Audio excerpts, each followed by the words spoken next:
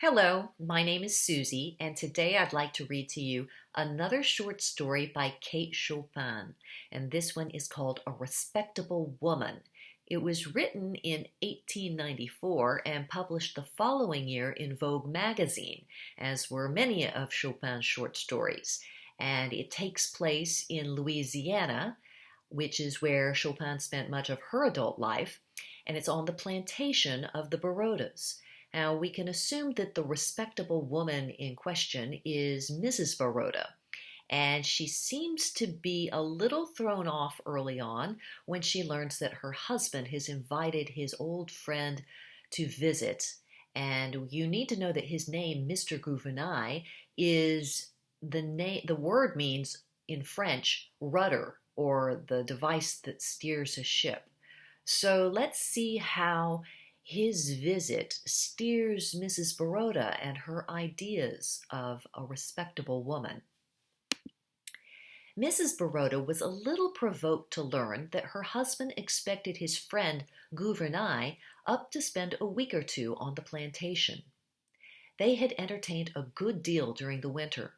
Much of the time had also been passed in New Orleans in various forms of mild dissipation.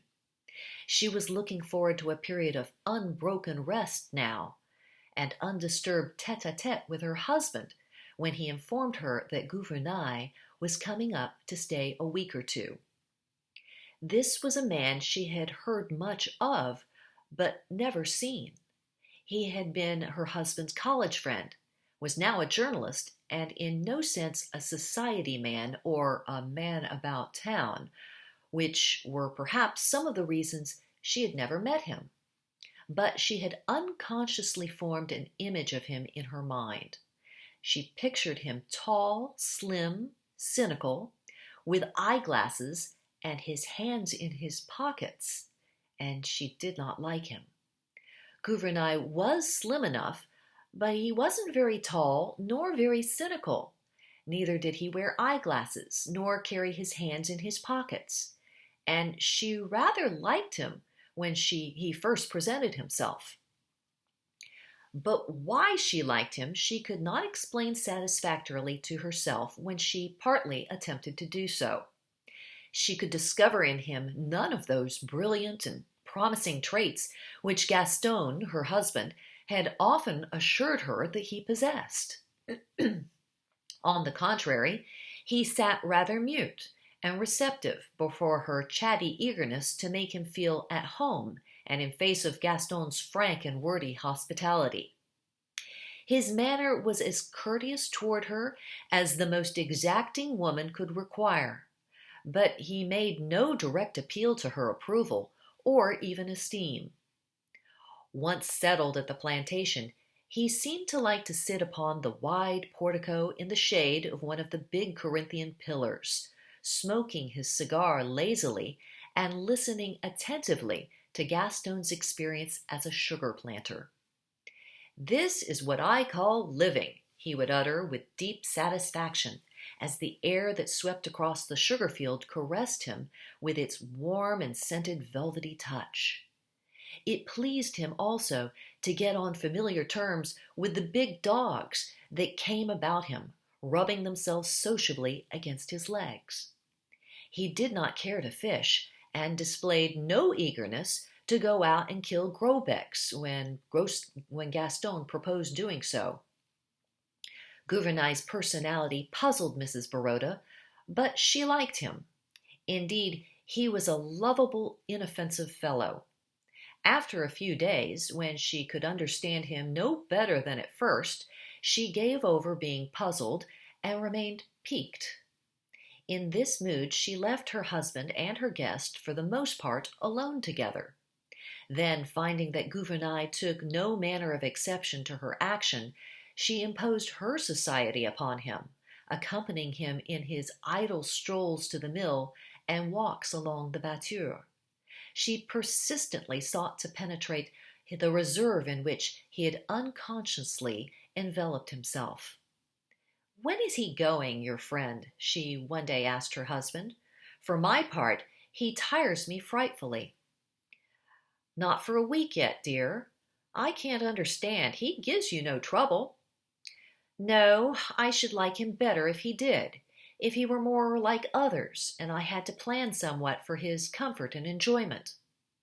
Gaston took his pretty wife's face between his hands and looked tenderly and laughingly into her troubled eyes. They were making a bit of toilet sociably together in Mrs. Baroda's dressing room. You are full of surprises, ma belle, he said to her. Even I can never count upon how you are going to act under given conditions. He kissed her and turned to fasten his cravat before the mirror. Here you are, he went on, taking poor Gouvernail seriously and making a commotion over him, the last thing he would ever desire or expect.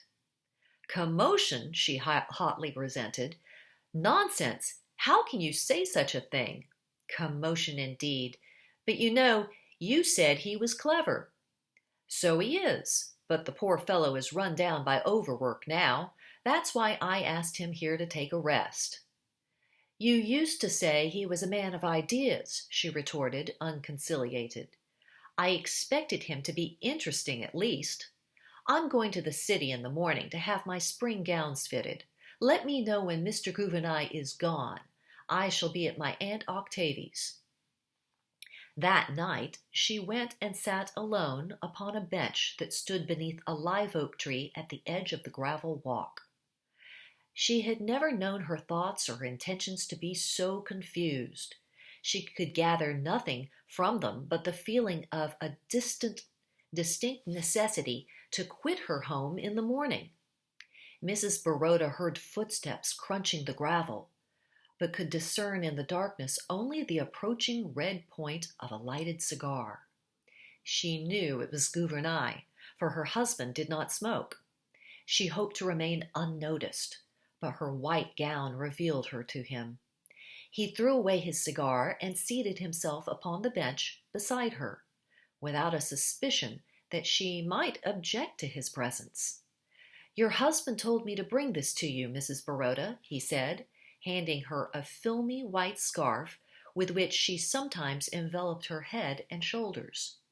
She accepted the scarf from him with a murmur of thanks and let it lie in her lap. He made some commonplace observation upon the baneful effect of the night air at that season. Then, as his gaze reached out into the darkness, he murmured, half to himself, Night of south winds, night of the large few stars, still nodding night. She made no reply to this apostrophe to the night, which indeed was not addressed to her. Gouvernail was in no sense a diffident man, for he was not a self-conscious one. His periods of reserve were not constitutional, but the results of moods. Sitting there beside Mrs. Baroda, his silence melted for the time. He talked freely and intimately, in a low, hesitating drawl that was not unpleasant to hear. He talked of the old college days, when he and Gaston had been a good deal to each other, of the days of keen and blind ambitions and large intentions. Now there was left with him at least a philosophic acquiescence to the existing order, only a desire to be permitted to exist, with now and then a little whiff of genuine life, such as he was breathing now. Her mind only vaguely grasped what he was saying. Her physical being was for the moment predominant. She was not thinking of his words, only drinking in the tones of his voice. She wanted to reach out her hand in the darkness and touch him with the sensitive tips of her fingers upon the face or the lips. She wanted to draw close to him and whisper against his cheek, she did not care what, as she might have done if she had not been a respectable woman. The stronger the impulse grew to bring herself near him, the further, in fact, did she draw away from him. As soon as she could do so without an appearance of too great rudeness, she rose and left him there alone. Before she reached the house, Gouvernail had lighted a fresh cigar and ended his apostrophe to the night. Mrs. Baroda was greatly tempted that night to tell her husband, who was also her friend, of this folly that had seized her. But she did not yield to the temptation. Besides being a respectable woman, she was a very sensible one, and she knew there are some battles in life which a human being must fight alone.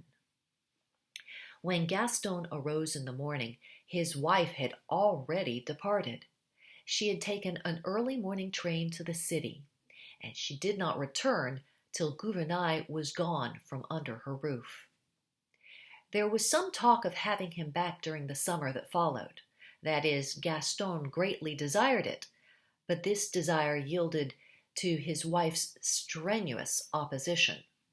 However, before the year ended, she proposed, wholly from herself, to have Gouvernail visit them again. Her husband was surprised and delighted with the suggestion coming from her. I am glad, chère amie, to know that you have finally overcome your dislike for him. Truly, he did not deserve it. Oh, she told him laughingly, after pressing a long, tender kiss upon his lips, I have overcome everything, you will see. This time I shall be very nice to him. And that is the end of our story. So what do you think she thinks a respectable woman is, or what maybe she wants to do if this man does come back? That's all for now, and we'll read again another time. See you.